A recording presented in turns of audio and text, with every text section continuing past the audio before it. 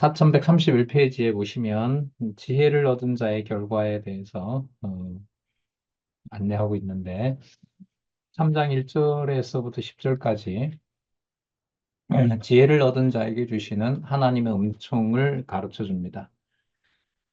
음, 근데 본문 보면 참 재밌는데요. 그럼 지혜는 이 땅에서 얻을 수 있어요? 없어요? 없죠. 그럼 이 심장을 만든다고 해서 거기에 이제 작동하는 게 아니란 말이죠. 그래서 이제 본문에 보면 지혜를 얻은 자의 마음판에 하나님의 은총을 주신다고 얘기를 하세요. 이 참 본문들이 너무 아름다운데, 예, 본문까지는 다 소개할 수가 없고, 이제 신약하고 연관 짓는 것이 이제 우리 공부 방법이기 때문에, 그러면 그 신약 연관을 짓는다면 이것도 하나님의 은총을 어디에 있는 차원하고 연관시키는 게 좋을까요? 당연하죠. 창세전과 연관을 시키겠어요.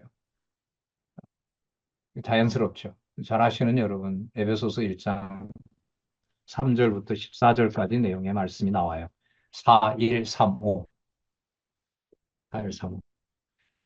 지금 이 잠언에서 이렇게 보면, 아, 이 저자가 두 번째 단락에 창세전 근거를 계속해서 넣을 수밖에 없겠구나, 이런 생각이 많이 들고요.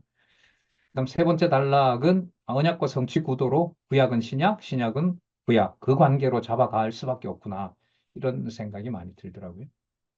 어쨌든 1914년부터, 1994년부터 뭐 2년 동안 이제 아프신 거 빼고는 뭐 아프신 와중에도 이제 계속 이제 구상을 하고 했으니까 1994년부터 2018년까지 이 강론집을 써야 되니까 자, 그야말로 뭐 하루라도 그 성경으로부터 손을 놓는 일이 없었단 말이죠. 이 작업 자체가. 그러다 보니 이제 뭐 며칠에 한 번씩 성경을 보는 이제 이런 방식으로는 이 연구가 어떻게 되어 있는지 이렇게 이제 에, 확인을 해 나간다는 것은 좀 거리가 있긴 해요. 이제 그렇게 이제 단단하게 만든 구조 속에서 이제 강론집의 구조 그리고 이제 특히 이제 우리는 세 번째 단락의 이 부분의 근거를 두 번째 단락에서 창세전에 잡고 있구나. 이게 이제 성도들의 그 삶의 원천이고 또 교회의 비밀이라고 할 수 있겠죠. 에베소서 1장 3절에서부터 14절 그 문장 시작하는 부분 한번 읽어볼게요. 그 앞부분의 내용들이 좀 많긴 한데, 그래도 한번 읽어보면 좋을 것 같은데요. 뭐 다는 할 수 없지만, 4135페이지, 두 번째 단락, 세 번째 줄. 솔로몬은 아들에게 장수와 평강을 비롯해 귀중히 여김받는 여호와의 은총에 대하여 가르쳐 주었다. 그리고 생의 여정을 인도하시고 골수를 윤택케 하시며 재물의 풍요로움을 누리게 하시는 여호와의 은총에 대하여 가르쳐 주었다. 결국 여호와께서 지혜를 얻는 자에게는 장수와 평강을 비롯해 귀중히 여김을 받게 해주시고 일생 동안의 여정을 인도해 주시고 영육 간의 평강과 재물의 풍요로움을 주신다는 뜻으로 가르쳐 준 것이다. 이것은 하나님의 지혜이신 메시아를 영접하는 자가 누릴 자, 무슨 복요? 네, 신령한 복에 대한 예표로서의 모형과 그림자이기도 하다. 에베소서 1장 3절에서부터 14절 뭐 다 읽을 수는 없고요. 성부 하나님의 예정, 성자 하나님의 구속, 성령 하나님의 인치심 그게 에베소서 1장 3절에서부터 14절까지 정리가 잘 되어 있었죠. 그럼 아까 여러분 그리스도가 십자가에 달리신 사건은 무슨 평강이라고 그랬습니까? 신령한 평강. 그럼 신령한 평강이라는 이런 개념들을 이 저자는 어디서부터 가져오고 올까요? 이 성경에서 가져오는 거예요. 예를 들면 에베소서 1장 3절처럼 뭐라고 얘기를 해요? 창세전 사건을 신령한 복이라고 하고 있으니까. 그래서 이 성경 강론집에 아주 귀한 게 바로 뭐냐면 저자의 어떤 생각이라 하더라도 전부 그 단어 하나하나를 어디에다가 초점을 어디에 있는데 근거를 찾는다? 성경에서 찾고 있다는 거. 이게 중요한 거죠. 그게 그대로 이제 성도들을 볼 때, 교회를 볼 때 그렇게 저는 연결이 된다고 봐요. 물론 그건 이제 성령께서 그렇게 잡아주셔야죠. 자, 그 다음 3장 1절에서부터 18절 징계, 여호와의 징계겠죠? 여호와의 징계 및 지혜와 명철도 나옵니다. 지혜와 명철의 가치와 지혜를 얻은 자의 복. 지혜를 얻은 자의 복이 3장 18절에 보면 생명나무라고 나와요. 아, 참, 너무너무. 3장 18절 동그라미 해놓으시고 나중에 한번 확인해 보세요. 지혜를 얻은 자의 복인 생명나무를 가르쳐 준다. 생명나무 어디와 어디에 나오죠? 창세기와 요한계시록 마지막 장 나오죠? 네. 그럼 여기에 여러분 신약 근거로 제시하는 게 예, 무엇일지 딱 궁금해지잖아요. 뭔가 한번 볼게요. 아, 똑같네요. 4138페이지 에베소서 1장 3절에서부터 14절. 에베소서 1장 3절에서 14절 나오면 요한복음 몇 장도 같이 들어가죠? 요한복음 17장, 잠언 8장 22절에서부터 31절. 예. 그다음 이게 이제 단락마다 이러기 때문에 이 개론 구조의 논리적인 것까지 설명하면 몇 가지밖에 못 나가요. 일단은 개론 구조를 우리가 공부를 논리적으로 한다는 걸 전제로 하고 그 요약 중심으로 신약이 어떻게 되어 있는지 쪽으로 지금 같이 보고 있습니다. 19절부터 26절까지 4138에 지혜의 능력과 지혜를 얻은 자의 복과 약속을 가르침 이렇게 나오죠. 여기 지혜도요, 본문에 가면 지혜, 명철, 지식 다 나와요. 지혜, 명철, 지식, 근식 대표적으로만 그 지혜를 쓰고 있고요. 그 다음에 완전한 지혜를 얘기를 하고 있고, 음, 여기에 대해서는 그 4139에도 너무나 설명을 잘하고 있습니다. 이 페이지 중요합니다. 접어 놓으시든지 동그라미 해 놓으시든지, 예, 꼭 읽어야 되면 이렇게 적어 놓으시든지, 예, 4139 읽어보시기 바라고요. 4141에 가면 첫 번째 줄부터 보겠습니다. 다시 말하면 솔로몬의 아들 르호보암은 장래에 대한 만사를 정하신 여호와의 능력에 의해 복을 누리게 된다는 것이다. 뭐 한다 하더라도 범죄한다고 하더라도 그러면 범죄한다 하더라도 다윗 왕조를 계승시키는 것은 열왕기보다가는 어디가 더 나을까요? 역대기가 더 낫겠죠. 그래서 제가 아까 열왕기 근거뿐만 아니라 역대기 근거까지 예, 그 마련을 하면 더 선명해진다고 봐요. 음,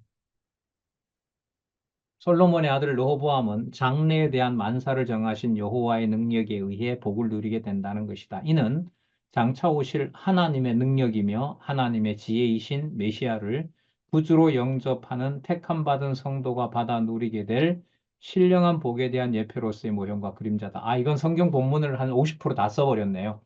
하나님의 능력, 하나님의 지혜, 그 다음에 신령한 복, 이거 고린도전서 1장 24절, 에베소서 1장 3절에서부터 14절에 이제 다 나오는 개념들이잖아요.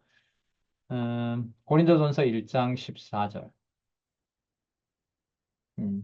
고린도전서 1장 24절.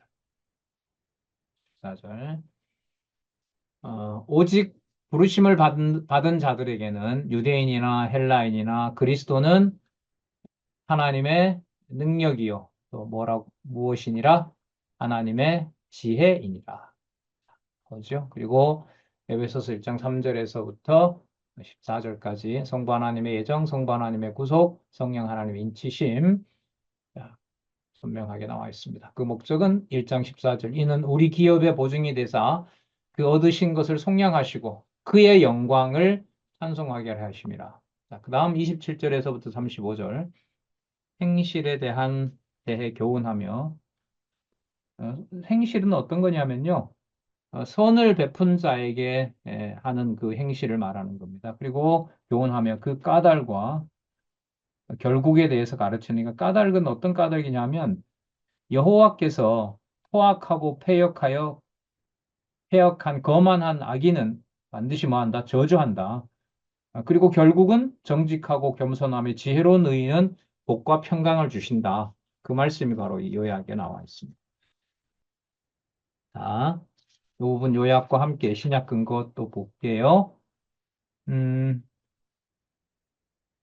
4143 제일 밑에 줄, 마지막 줄. 솔로몬은 아들 르호보암과 그의 대적자인 여로보암에 대한 심판 결과에 대하여 가르쳐 준 것이다. 이러한 여호와의 심판 결과는 장차 오실 메시아를 영접하기로 택함을 받은 자와 영접지 아니하기로 버려진 자에 대한 하나님의 심판 결과에 대한 예표로서의 모형과 그림자다. 마태복음 13장 10절에서부터 12절. 참, 마태복음 되게 가깝고 많이 하는 것 같은데요. 이렇게 몇 장 딱 제시해 놓으면 생각이 안 나요. 그래서 막 짜증나요. 본문을 이렇게도 모르나 이런 게 짜증나는데. 마태복음 13장 10절에서부터 12절. 제자들이 예수께 나와 가로되 나와 이르되 어찌하여 그들에게 비유로 말씀하시나이까. 대답하여 이르시되 천국의 비밀을 아는 것이 너희에게는 허락되었으나 그들에게는 아니 되었으니 무릇 있는 자는 받아 넉넉하게 되되 없는 자는 그 있는 것도 빼앗기리라. 자, 정확한 주권성이죠? 네, 주권성입니다.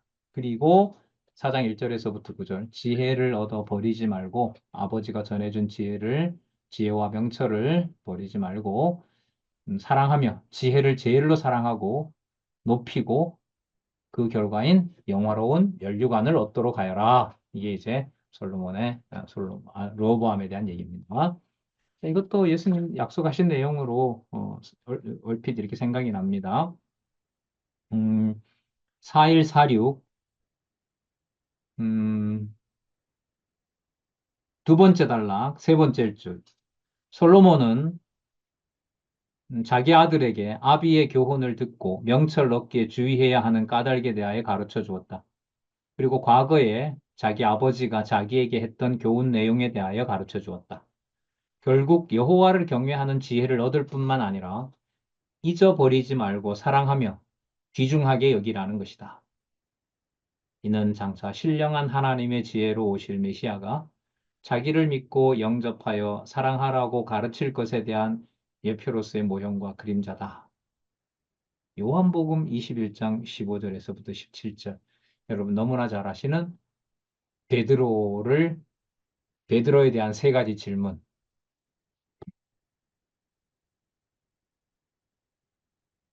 베드로 사건은 많이 아시죠? 근데 이 베드로 사건을 에, 솔로몬과 르호보암의 그 아버지와 아들 관계에서 연관을 짓고 있다는 것, 이것도 참 흥미롭죠. 그들이 조반 먹은 후에 예수께서 시몬 베드로에게 이르시되 요한의 아들 시몬아 내가 이 사람들보다 나를 더 사랑하느냐? 하시되 이르시되 주님 그러하니이다. 내가 주를 사랑하시는 줄 주님께서 아시나이다. 이르시되 내 어린 양을 먹이라 하시고 또 두 번째 이르시되 요한의 아들 시몬아 내가 나를 사랑하느냐 하시니 이르되 주님 그러하나이다. 내가 주님을 사랑하는 줄 주님께서 아시나이다. 이르시되 내 양을 치라. 하나님 사랑하고요. 예수님 사랑하고 뭐하고 일치해요? 그리스도의 지체를 사랑하는 것하고 일치시키겠다는 거죠. 이게 지금 부활 이후의 상황이니까요. 이제 곧 가시고 성령이 오셨을 때 하나님 사랑과 지체 사랑은 분리될 수가 없는 거죠. 세 번째 이르시되 요한의 아들 시몬아 내가 나를 사랑하느냐 하시니 주께서 세 번째 내가 나를 사랑하느냐 하심으로 베드로가 근심하여 이르되 주님 모든 것을 아시오매 내가 주님을 사랑하는 줄을 주님께서 아시나이다. 예수께서 이르시되 내 양을 먹이라. 얼마나 두렵겠어요? 세 번이 아니라 한 열 번쯤 물으면 아마 질식할 것 같아요. 너 진짜 성경이 진리라고 생각하냐? 예. 진짜? 에이, 정말? 그 한 열 번 막 물어가면은요, 저는 숨이 막 꽉 죽을 것 같아요. 아, 잘 알잖아요. 아니면 울어버리든가. 울어버리든가. 왜 그러세요, 예수님? 이래서. 자, 바로 여러분, 이게 다른 얘기가 아니라요. 어디에 있는 지혜를 소개하는 것과 연관이 돼요? 하늘에 있는 지혜를 소개하는 것과 관계가 돼요. 그러면 여러분 이게 어떤 분위기가 만들어지냐면 베드로가 근심한 게 이러다 잘리면 어떻게 하지? 이게 아니라 어디에 있는 권위가 드러난다는 거예요.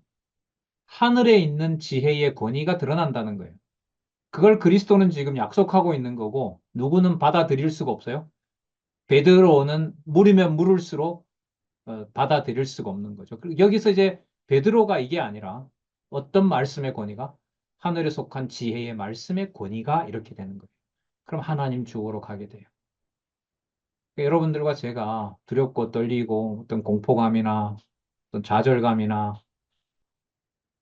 막 근래에 또 여러 가지 겪었던 어떤 요동치는 사건이나 뭐 실수하는 것이나 그런 어떤 삶 속에서 말씀이 기억나게 한다는 것은 또 말씀을 보도록 해주신다는 그 감사함은 어쨌든 이 영혼의 그 원천과 그 뿌리가 곧 르호보암 때의 나라가 갈라지고 배신하고 하는 일이 이제 엄청 일어나잖아요. 여러분, 열두 지파 가운데 열한 지파가 배신하고 가버렸어요.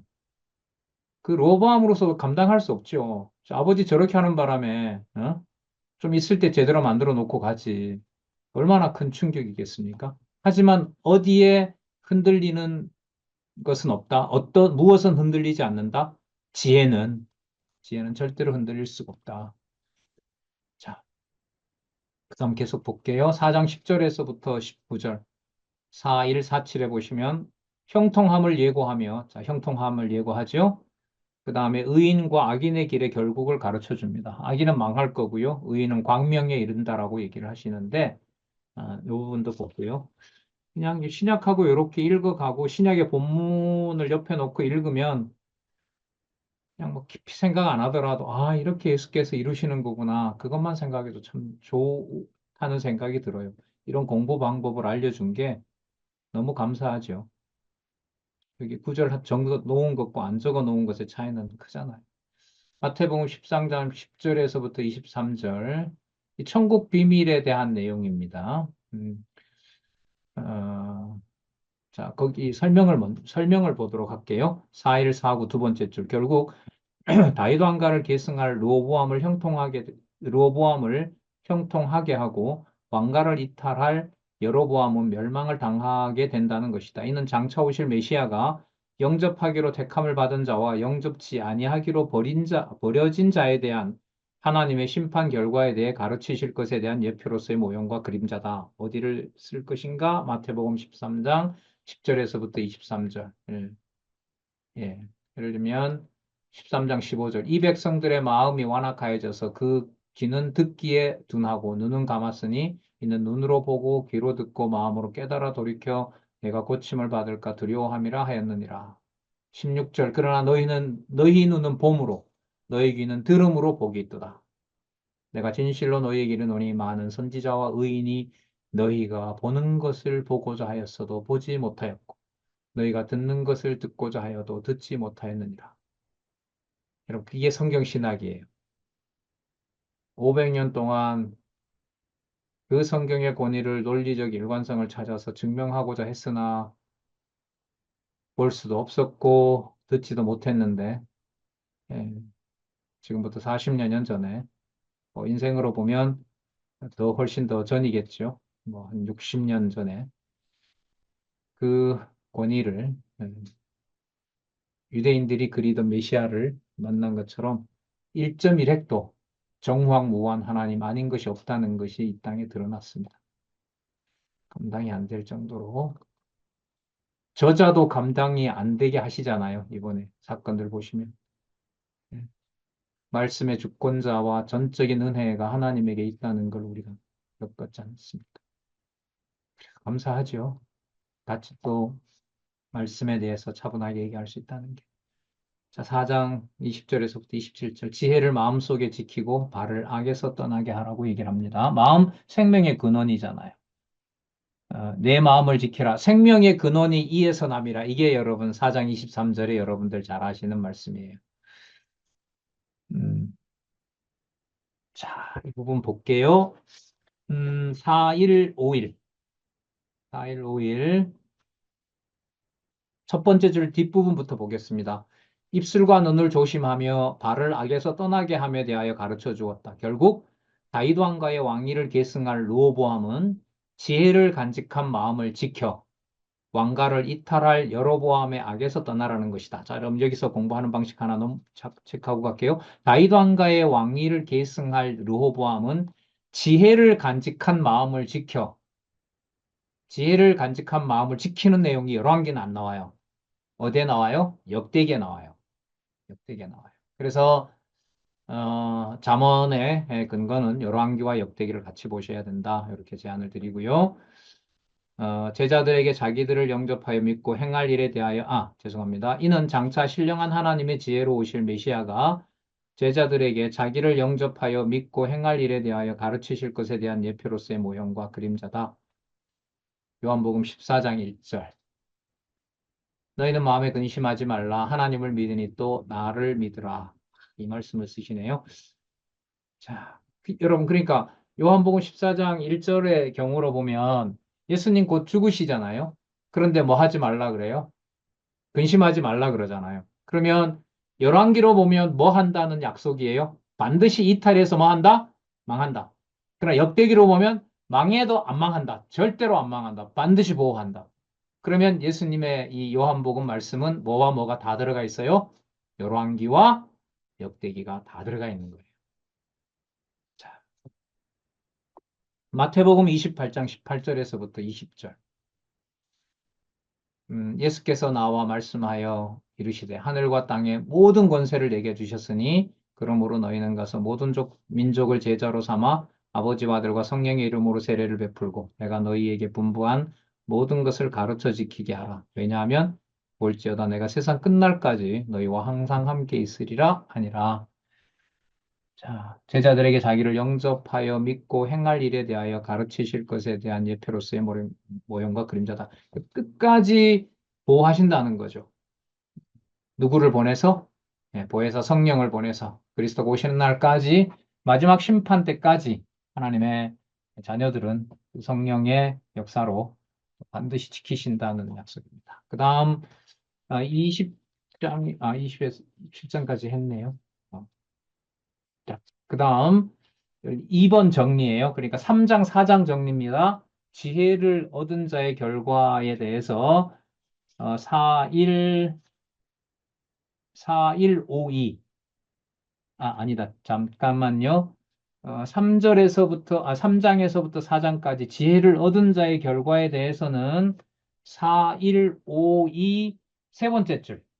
자, 여기서부터 다시 또 읽어볼게요. 3장과 4장 요약이에요. 누구나 함부로 할 수 없는 요약. 누구나 함부로 할 수 없는 요약 어떻게 하고 있나 볼게요. 4151 밑에서 두 번째 줄 여호와께서 솔로몬으로 아들에게 지혜를 얻은 자의 결과에 있어서의 훈계에 대한 잠언을 가르치도록 섭리하신 것은 다시 볼게요. 여호와께서 솔로몬으로 아들에게 지혜를 얻은 자의 결과에 있어서의 훈계에 대한 잠언을 가르치도록 섭리하신 것은 여호와께서 섭리하신 것은 장차 오실 신령한 하나님의 지혜이신 메시아가 제자들에게 참 지혜의 말씀으로 오신 자기를 영접하는 자가 신령한 복을 누리게 될 것을 가르치도록 섭리하실 것에 대한 예표로서의 모형과 그림자다. 문장 화려합니다. 하나, 둘, 셋, 넷, 다섯 번째 줄.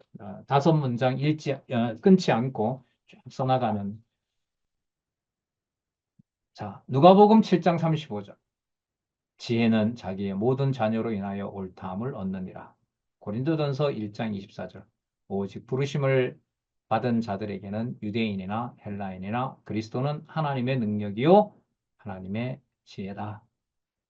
그 다음 잠언 1장 7절에서부터 4장까지 1입니다. 1. 지혜를 주관하는 여호와의 제2절에 가로 없는 1. 지혜를 얻으라는 훈계의 근거 구절. 그러면 여러분 이 위로 올라갈수록 요약은 이 지금 잠언에서는 시작할 때 적는 게 아니고 어디에다가 적어요? 마지막에 적죠. 여러분들 신약에 가면 언제 적어요? 구약 근거를 시작할 때도 적고 뭐 할 때도 적어요. 끝날 때도 적죠. 그렇게 딱 구조가 되는 거예요.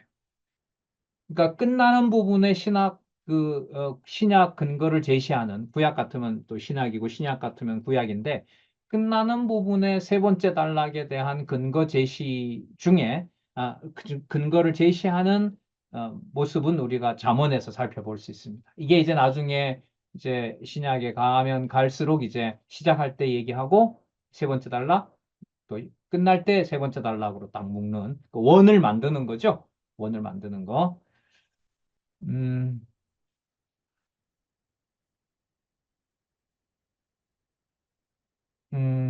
4152에 하나, 둘, 셋, 네 번째 단락에서 두 번째 줄 볼게요. 이러한 잠언에 대한 솔로몬의 가르침은 모두 여호와의 주권적인 역사 섭리에 근거를 둔 것으로서 이스라엘 열조에게 세우신 언약대로 이루어 주시는 역사 섭리를 통해 계시하신 여호와의 주권성을 찬양케 하시려는 계시섭니다. 이는 장차 메시아가 오셔서 택함을 받은 자녀들에게 하나님의 지혜를 얻으라고 가르쳐 주실 것에 대한 예표로서의 모형과 그림자다. 누가복음 11장 49절. 그러므로 하나님의 지혜가 일렀으되, 말씀 좋죠? 주어를 뭐로 잡아요? 하나님의 지혜가 일렀으되. 내가 선지자와 사도들을 그들에게 보내리니 그 중에 더러는 죽이며 또 박해하리라 하였느니라. 하나님의 지혜가 일러주는데 선지자와 사도들을 보내는데 그들이 뭐 하는 거예요? 죽음을 당하고 박해당한다는 거예요. 누가 일렀으되? 하나님의 지혜가 일렀으되. 그러면 선지자들과 사도들은 뭘 전하는 자들이에요? 하나님의 지혜를 전하는 자들 아닙니까? 근데 하나님의 지혜를 전하니까 뭘 당하게 된다고요? 죽어버려요. 지혜가 아니니까 죽어버리는 거잖아요. 그러면요? 지혜이기 때문에, 하나님의 지혜이기 때문에 이 세상에 받아낼 수가 없다는 거죠. 그게 죽음이라는 겁니다. 부정적인 게 아니죠. 그리스도의 경우죠. 고린도전서 1장 24절. 오직 부르심을 받은 자들에게 유대인이나 헬라인이나 그리스도는 십자가에 죽으시고 부활하신 그리스도는 하나님의 능력이요 하나님의 지혜니라. 그 다음 본문 볼게요. 따라서 지혜를 얻으라는 훈계에 대한 잠언 내용은 장차 오실 메시아가 제자들에게 하나님의 지혜를 얻으라고 가르쳐 주실 것에 대한 예언적인 성격을 지닌 여호와의 언약 계시다. 고린도전서 2장 6절에서부터 9절까지. 아, 읽어볼게요. 이게 이제 처음 나오는 것 같아요. 근데 이후에 이 구절 많이 나오거든요. 그러나 우리가 온전한 자들 중에서 지혜를 말하노니 이는 이 세상의 지혜가 아니요 이 세상에서 없어질 통치자들의 지혜도 아니요. 앞에 나왔네요. 오직 은밀한 가운데 있는 하나님의 지혜를 말하는 것으로서 곧 감추었던 것인데 하나님이 우리의 영광을 위하여 만세전에 미리 정하신 것이라. 이 지혜는 이 세대의 통치자들이 한 사람도 알지 못하였나니 만일 알았더라면 영광의 주를 십자가에 못 박지 아니하였으리라. 기록된 바 하나님이 자기를 사랑하는 자들을 위하여 예비하신 모든 것은 눈으로 보지 못하고 귀로 듣지 못하고 사람의 마음으로 생각하지 못하였도다 함과 같으니라. 구약의 언약이 성취된 것이다. 그러니까 그 2장 9절 다시 보면 하나님이 자기를 사랑하는 자들을 위하여 예비하신 모든 것. 이건 어디에 있는 지혜일까요? 하늘에 있는 지혜거든요. 받아낸다, 못 받아낸다. 세상은 받아낼 수가 없다. 그러면 세상이 받아낼 수 없도록 하는 하나님의 섭리 방법은 결국 선지자들, 또 그리스도가 세상으로부터 버림당하는 거죠. 그래서 제가 요한복음 지난번에 강론할 때 뭐라고 했냐면, 요한복음의 두 구조가 되어 있잖아요. 천례, 그 다음에 귀천이잖아요. 그러니까 뭐 하는 것이 하늘로 보내드리는 것이다라고 얘기했어요. 그리스도를 핍박하고 그리스도를 죽이는 게 원상복구시키는 거예요. 어디에 있는 분이니까 어디로 가세요라는 거예요. 하늘에 속한 거니까 하늘로 가세요라는 거죠. 그래서 요한복음 16장에 보면 너네들이 세상이 핍박할 때 너희들이 어디에 속한 줄을 알라? 어디에 속하지 않은 줄을 알라? 세상에 속하지 않은 줄을 알라라고 요한복음 16장에서 얘기하고 있어요. 그 세상에 속하지 않게 하는 방법이 악긴도 악한 날에 써서 지혜는 너희들이 죽여도 죽일 수 없는 거라는 것을 하나님의 방법으로 알려주는 것이 바로 주권성입니다. 그냥 마음대로 한다 이게 주권성이 아니고요. 어디에 속한 지혜를 어디에서는 받아낼 수 없게 해서 하늘에 속한 지혜를 땅에서는 절대로 받아낼 수 없게 해서 그 방법이 어떤 방법이에요? 고난받게 하는 방법, 수치당하게 하는 방법입니다. 떠나게 하는 방법이에요. 열한 지파 떠나게 하잖아요. 열한 지파 떠나게 하고 유다만 남겨놓잖아요. 그게 하나님의 주권성입니다. 어디에 있는 지혜를 계시하시려고? 하늘에 있는 지혜를 계시하시려고. 자, 그 다음에 지혜를 지키라는 게 5장에서부터 7장까지 나오는데요. 어, 먼저 얻는 지혜를 지킬 수 있는 방법, 그리고 얻는 지혜를 지켜야 하는 까닭 이렇게 두 가지로 나오는데 먼저 5장 1절에서부터 6절 지혜를 지켜서 음녀의 유혹을 버리라는 비유로 가르치는 내용이 나타납니다. 415에 가시면 있고요. 자, 여기에 다시 한번 읽어볼까요? 지혜와 명철, 지혜를이라고 나오는데 본문에 지혜와 명철, 지식과 근신 이것도 다 나와요. 그러니까 이 저자는 이 끝부분까지 쭉 지혜와 명철, 지식과 근신이 나오니까 앞부분에 이 개념을 설명을 안 할 수가 없어요. 그래서 설명을 앞부분에 딱 한 거고, 그리고 그 개념이 순서가 있죠. 지혜를 어디에서부터 있는 상황으로 창세전에 있던 상황. 그럼 본문에 또 8장에 나오니까요. 자, 지혜와 명철, 지식과 근신을 지켜서 음녀의 유혹을 버리라는 비유로 가르칩니다. 이때 여러분 음녀는 북이스라엘이죠. 북이스라엘 족속들을 말하는 겁니다. 도덕적인 게 아니죠. 4157에 가시면 여기에 대한 신약 근거가 나오는데 4157 두 번째 단락 하나 둘 셋 넷 다섯 번째 줄 볼게요. 이를 정리하면 솔로몬의 아들 르호보암은 지혜를 지켜 음녀 곧 다윗 왕가를 이탈할 여로보암의 유혹을 버리라는 것이다. 그러니까 따라가지도 말고 그 군대가 커 보여도 거기에 유혹당하지 말라. 이는 장차 신령한 하나님의 지혜로 오실 메시아가 제자들에게 자기를 영접하고 대적하는 자들의 유혹을 따르지 말라고 가르치실 것에 대한 예표로서의 모형과 그림자다. 근데 그냥 11지파 가게 놔두면은 나라가 득이 돼요? 나라의 손해가 돼요? 손해가 되죠. 인간적으로 보면. 근데 그게 뭐가 아니다? 손해가 아니라는 겁니다. 손해가 아니라는 거예요. 자, 마태복음 13장 36절에서부터 58절까지 여러분 뭐 다 읽을 수는 없고요. 음, 그 예수님의 그 비유가 이제 가라지 비유가 나오고요. 그 다음에 극히 값진 진주 하나, 그 진주 비유가 나오고요. 그 다음에 천국은 마치 바다에 각종 물고기를 모았는데 좋은 거는 골라내고 저기 버린다라는 거죠. 그러니까 택한 백성은 챙기지만 그렇지 않은 자들은 심판한다는 거고요. 13장 51절부터 보겠습니다. 찾아오신 본문 보시기 바랍니다. 13장 51절. 이 모든 것을 깨달았느냐 하시니 대답하되 그러하오이다. 예수께서 이르시되 그러므로 천국의 제자된 서기관마다 마치 새 것과 옛 것을 그 곳간에서 내오는 집주인과 같으니라. 예수께서 이 모든 비유를 마치신 후에 그곳을 떠나서 고향으로 돌아가사 그들의 회당에서 가르치시니 그들이 놀라 이르되 이 사람의 이 지혜와 이런 능력이 어디서 났느냐? 이는 그 목수의 아들이 아니냐? 그 어머니는 마리아, 그 형제들은 야고보, 요셉, 시몬, 유다라 하지 아니하느냐? 그 너희들은 다 우리와 함께 있지 아니하냐? 그런즉 이 사람이 이 모든 것이 도대체 어디서 났느냐 하고 그럼 무릎을 꿇어야죠. 그런데 예수를 뭐 한지라? 배척한지라. 그러면 배척받는 방법이 예수님의 지혜와 능력이 어디에 있다는 걸 증명하는 방법이죠? 하늘에. 그걸 뭐라고 그런다고요? 주권성.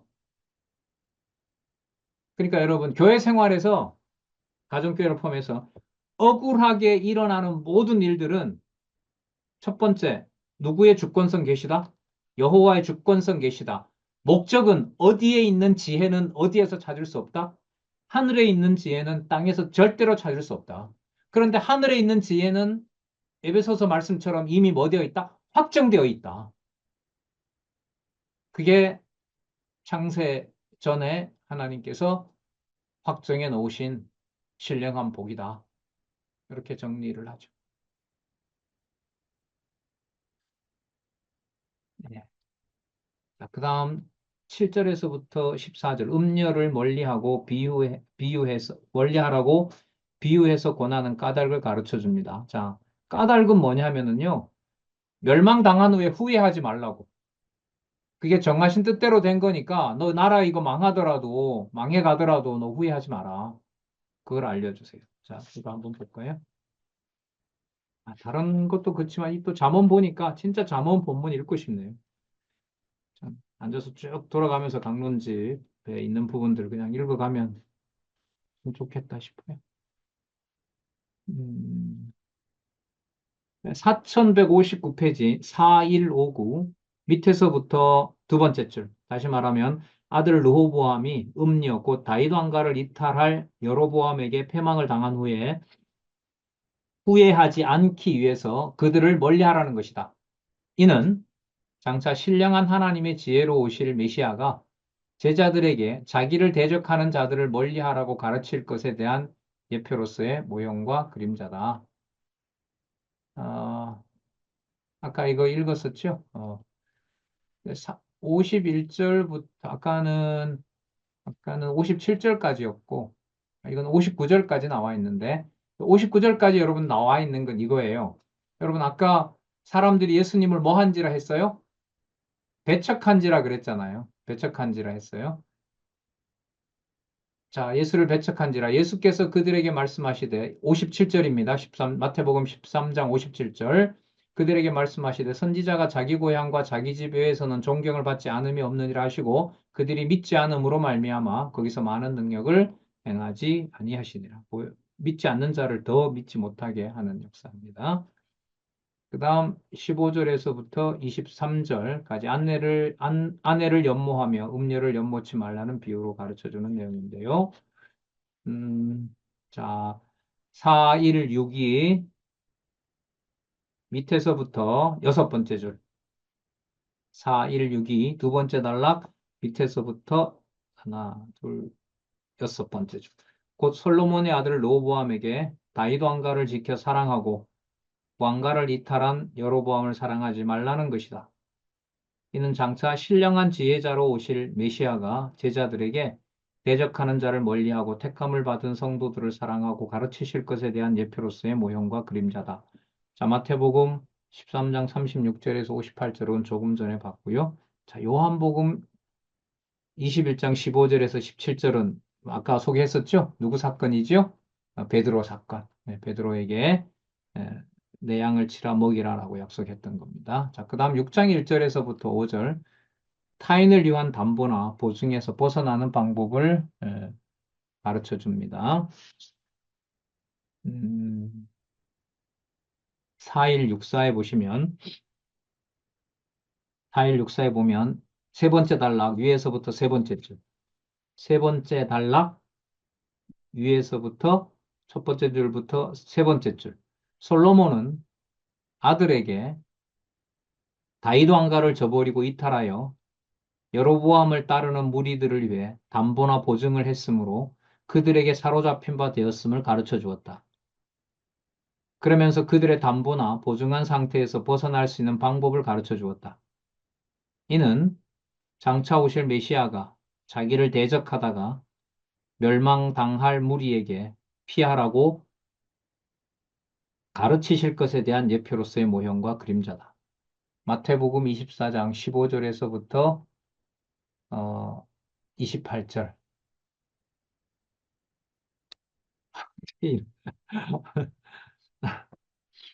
이런 구절을 참 희한하게 연결시키네요. 참. 음.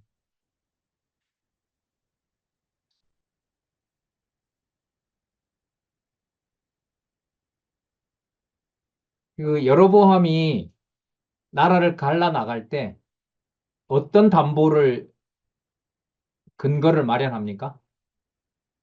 르호보암이 세금 물리게 했던 거 못한다. 세금 많이 안 물리겠다. 그러잖아요. 그렇게 해서 데려가잖아요. 그 유혹하는 거잖아요. 자, 그러면 여러분, 르호보암도 그 방법을 써야 되나요? 아니면은 하나님을 의지하고 하나님이 아버지에게 약속했던 것을 쫓는 것이 먼저여야 되나요? 후자여야겠죠. 하나님이 그렇게 인도하셔야 되죠. 자, 그러니까 이렇게 되는 거예요. 나라가 갈라지는 거는 누가 정해놓은 거냐면 여호와가 정해놓은 거예요.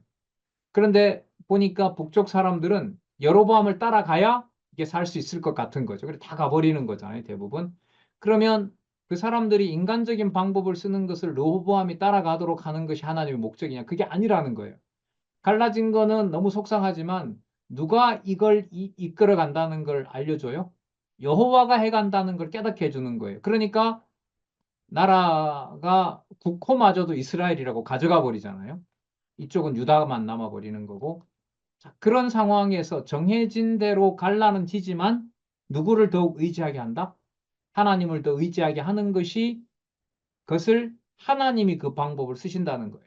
자, 그래서 설명을 드릴게요. 여러분, 예수님의 약속에 의해서 예루살렘 성전 반드시 뭐 해야 돼요? 망해야 되죠. 뭐 처참하게 망해야 돼요. 그런데 예수님이 그날에 자기 백성들, 하나님의 백성들은 뭐 하라고 알려줘요? 피하라고 알려줘요. 피하라고 알려줘요. 그러니까 무슨 상황에서 멸망당하는 상황에서 자기 백성들에게는 이런 상황이 되면은 뭐 하라? 도망치라. 그러니까 여기에 하나님의 주권성을 이해 못하면은 이런 반감으로 차 있는 거예요. 차라리 왜 망한다고 약속해가 정해놔가지고 저렇게 되느냐. 어차피 자기 백성 구할 바에야 전쟁 안 일으키면 다 어쨌든 사는 거 아니냐. 이게 우리가 생각하는 주권성인 거예요. 그러나 하나님이 행하시는 주권성은 그게 아니고요. 망할 유다는 예루살렘은 일단 망해야 돼요. 도망가야 돼요. 도망가다 붙잡혀서 죽기도 해야 돼요. 그게 하나님의 하늘에 속한 지혜를 알려주는 바로 주권성인 거예요. 그래서 이 주권성 개념이 이게 성경의 열왕기 역대기 내용을 하나님 중심에서 이해를 하지 않으면 이 잠언은 정말로 이해할 수가 없다는 생각이 또 듭니다. 12절에서부터 19절 불량한 자의 행동 결과와 미워하시는 것을 가르쳐 주는 내용이 나있는데 416구로 가볼까요? 4169. 자, 4168 밑에서부터 두 번째 줄부터 읽어볼게요. 결국 불량하고 악한 여로보암에게 재앙이 갑자기 임한다고 하여 여호와의 미워하시는 그들의 악을 가르쳐 주는 것이다. 이는 장차 오실 하나님의 지혜이신 메시아가 자기를 대적하는 자들의 사악한 행위를 책망하실 것에 대한 예표로서의 모형과 그림자다. 그래서 마태복음 23장의 개론 제목이 뭐냐 하면요. 지도자의 잘못을 가르침, 외식하는 지도자들, 그 다음에 외식 및 불법을 행하는 지도자들, 의인을 죽이고 핍박하는 자들, 그 다음에 예루살렘이 의인을 죽임으로 반드시 황폐하여 벌어진다고 가르치실 것에 대한 예표로서의 모형과 그림자다. 이걸 23장 한 장을 거의 전부 근거로 제시하고 있어요.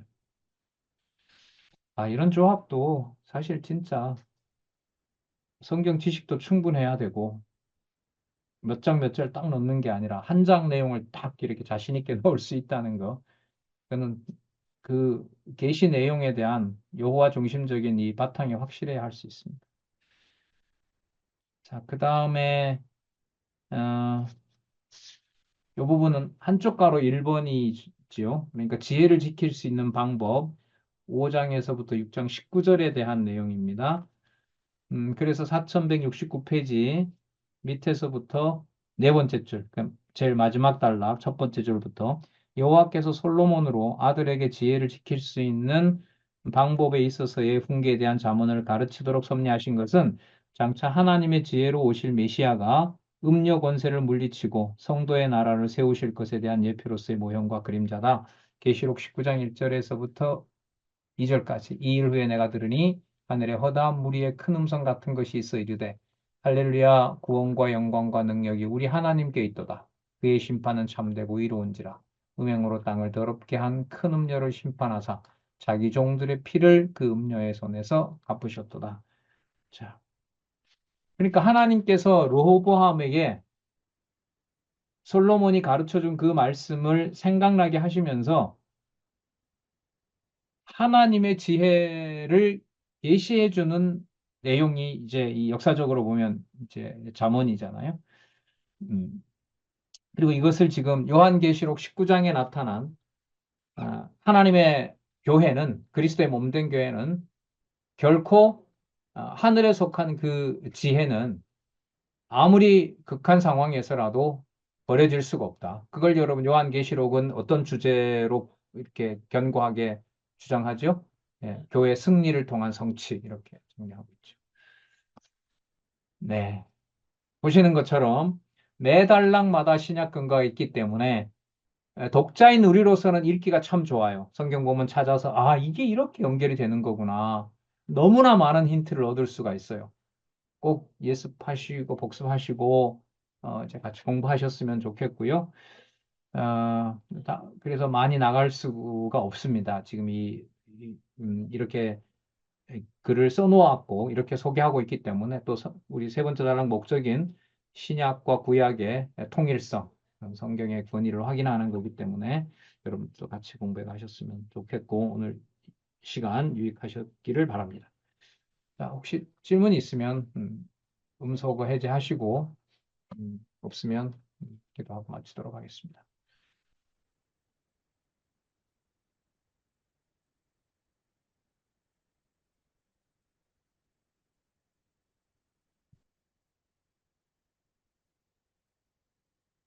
네.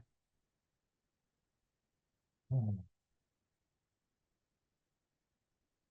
성령의 충만한 평안한 얼굴이신지 필요한 피곤하고 고난 얼굴인지 구분이 잘 안 됩니다만은 질문 없으신 줄을 알고 기도하고 우리 마치도록 하겠습니다.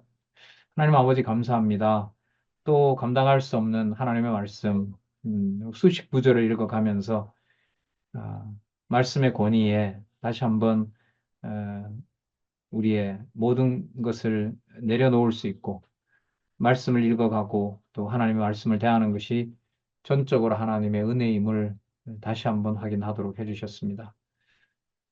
귀한 하나님의 말씀, 또 성경 신학을 하나님이 준비하시고 어, 어떤 말씀이라도 땅에 속한 말씀이 아닌 하늘에 속한 지혜임을 우리에게 알려주신 것을 다시 감사하오며 이 말씀을 함께 공부하는 귀한 지체들, 우리 동역자들, 음, 하나님의 주권적인 섭리 하에 우리의 모든 것을 너무 힘들게 또 낙오자가 되게 하나님 그렇게 하지 마시고 약속하신 하늘에 속한 지혜를 하나님의 말씀으로 견고하게 붙잡아 주셔서 어떤 상황에서라도 살아계신 하나님의 능력과 그리스도 안에서 우리가 신령한 복으로 받은 평안과 은혜와 감사를 잊지 않도록 잃어버리지 않도록 하나님 보호해 주시옵소서. 이 밤도 지켜 주시옵소서. 예수님의 이름으로 기도드렸습니다. 아멘. 네, 수고하셨습니다. 감사합니다.